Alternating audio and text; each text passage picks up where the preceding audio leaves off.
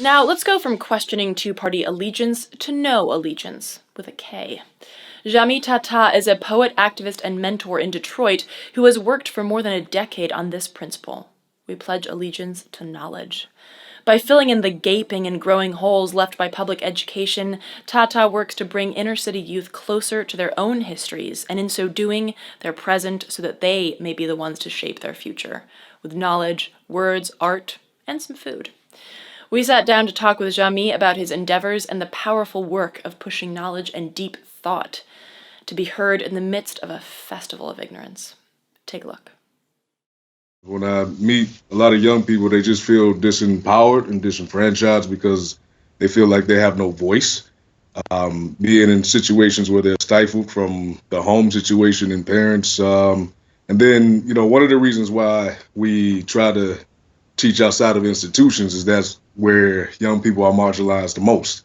They're in a system where banking education happens and they're just receptacles and receive, and they don't have thoughts. They don't have an opportunity to express. They don't have the opportunity to create their own philosophies and speak that into existence. And also going beyond just having the philosophy and the thought, now that you have those things and now that you said those things, you can now act with those things. So it's really important to provide those safe spaces where our young people can create, write, and express themselves and get off their chest whatever it is that they are thinking, feeling at the moment. And, that in itself, to us, having value of self, that in itself is a form of just activism when you are devalued.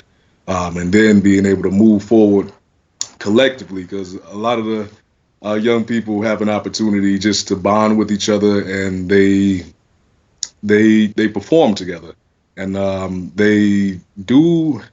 It ends up being that they often write about things that are really socially progressive because they see many social injustices even outside of their personal experience that they, encounter every day. Like police brutality has been heavy on a lot of our kids' hearts the past 2, 3 years. So they have created lots of poems around that.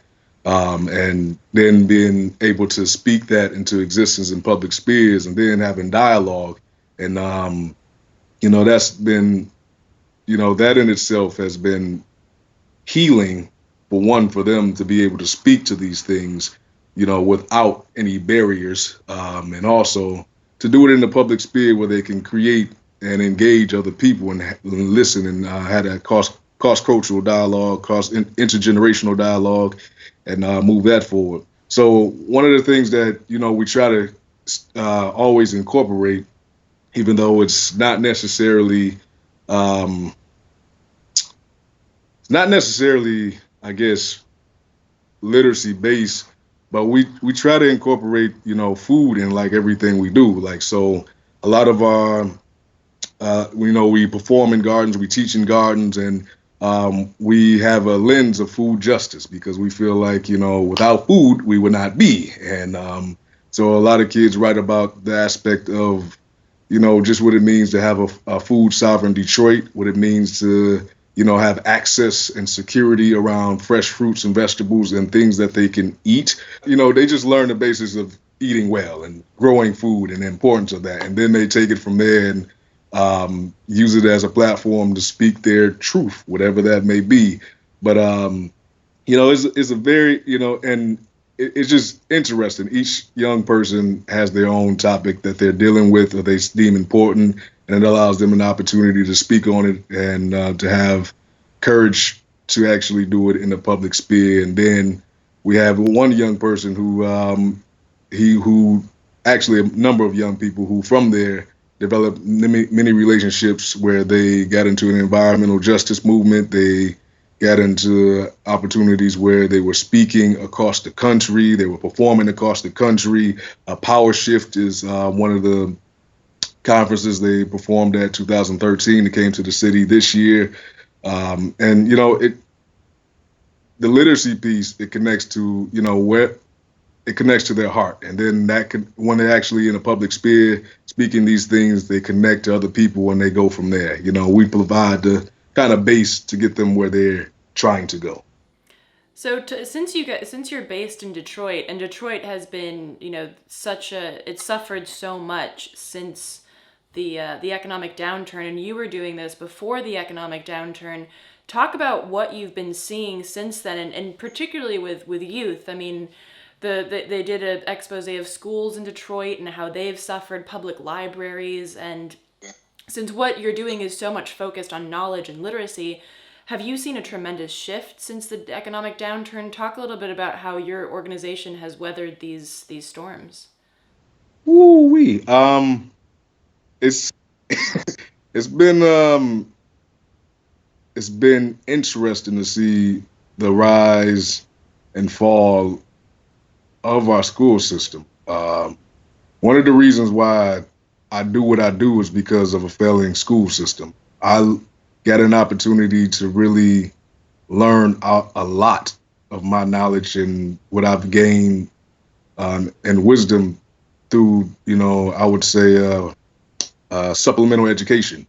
A lot of the stuff that I wanted to learn, I wasn't being taught in the schools. And then I was in a situation where there were substitute teachers teaching for a whole year. So we didn't have teachers that were qualified truly to teach the classroom. And then we would start with one. I remember there was a walkout because we had a French teacher. We had a French class, but we had a French teacher for about a week. We had a German teacher. We had the German teacher teaching Japanese. It just didn't make any sense. I remember getting in a fight with my math teacher in algebra because he wasn't teaching things right, and it was a wrong answer. And I was like debating, and it was just like, it was a really interesting time to be a high school student when I was in high school. So, I think the year after I saw strikes, and it's interesting because there's always a teacher strike. There's like literally, if it's not every year, it's every other year that teachers are striking for more pay. So there's, that cuts the school year in half. So that's less time for the kids to actually learn. There's been so many school closings when the economic downturn happened. And then we had two emergency managers for our schools, not just for our city, but for our schools that tried to help, which they just closed more schools, which ended up, leaving kids to go to charters, to go outside of the school systems of Detroit. And, then some were just disenfranchised in general because there were lots of schools that were merging, and there would be like 40, 50 kids to a classroom. So learning wasn't necessarily happening in those spaces. You were trying to just manage the classroom as a teacher because that's never a good environment for a kid to learn in. So, interestingly enough, not saying I necessarily foresaw it, but it was happening when I was in school. So it was something that I've been continuously dealing with and just trying to provide that space where if you're not learning inside the schools, you can learn. There's an opportunity to learn what you should be learning outside the school and receive that same quality education.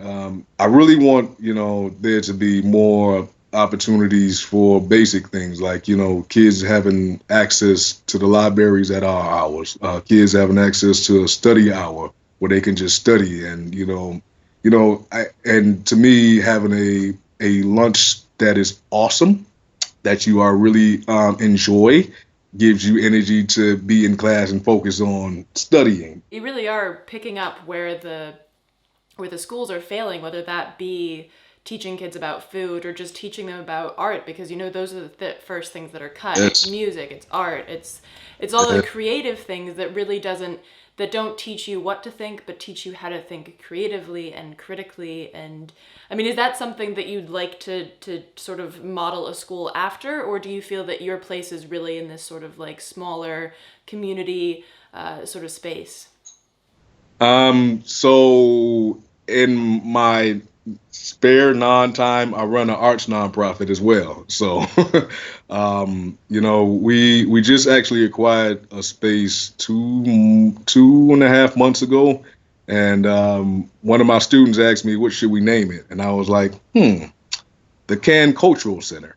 So it is we have literacy happening. We have the radio station. We have we wash and prepare our food for market there, but we have drums there. We have African drums where kids can just come and play.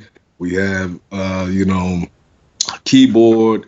Hopefully, I will be setting up a computer lab. I, do IT in my non-spare time as well. Uh, so, and one of the things about the poetry program, like the kids after the 6 to 10 week program, they slam, and one of the prizes they get is a computer. So it's either a laptop, a tablet, or a desktop computer.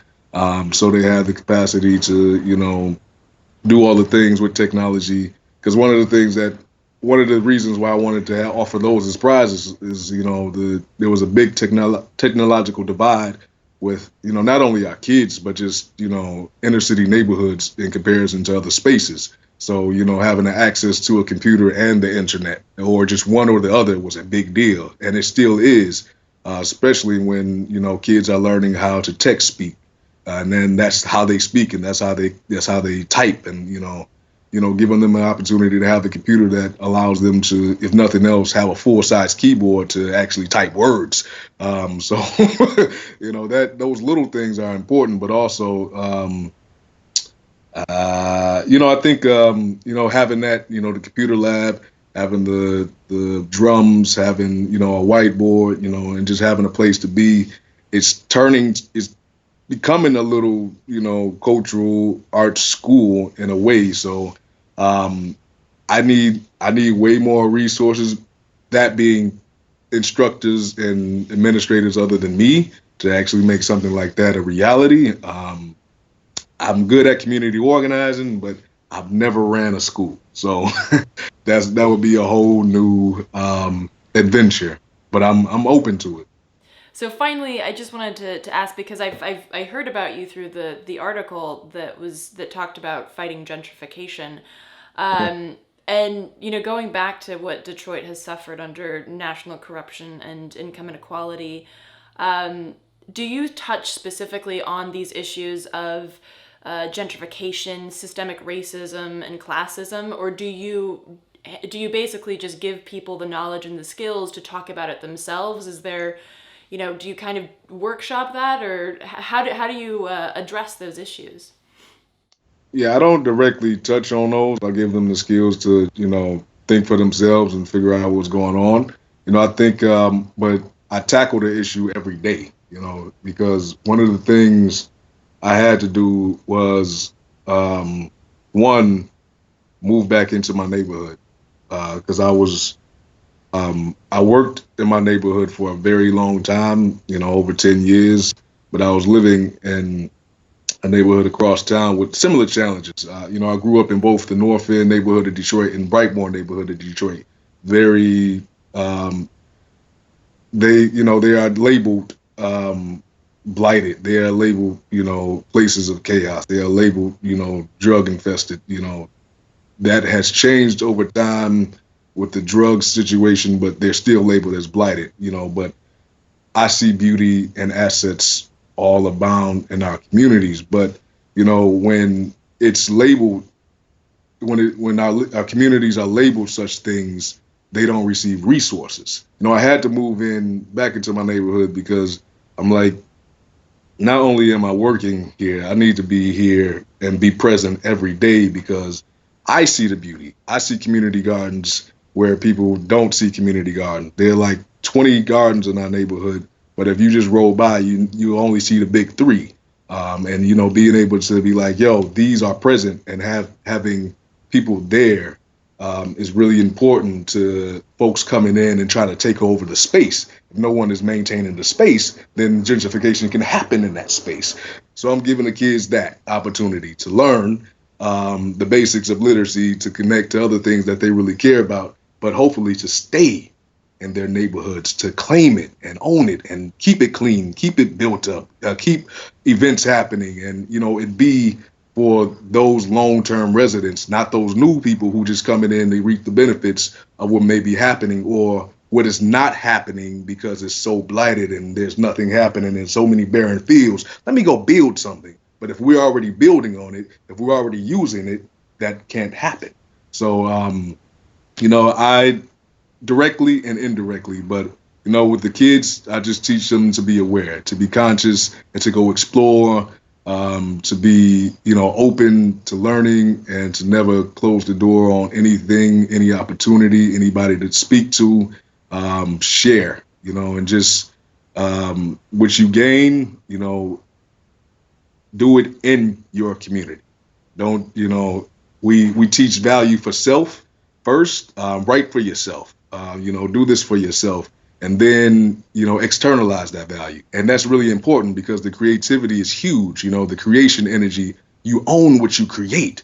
And a lot of people in the neighborhoods don't own where they live. They don't own anything. But, I own this poem. I own this book. I own this CD. I can own a home. I can own a car. I can own land in my neighborhood. Those are foundational pieces and foundational values that I'm hoping that will grow on to larger things. So um, I instill it indirectly, and I battle it directly every day.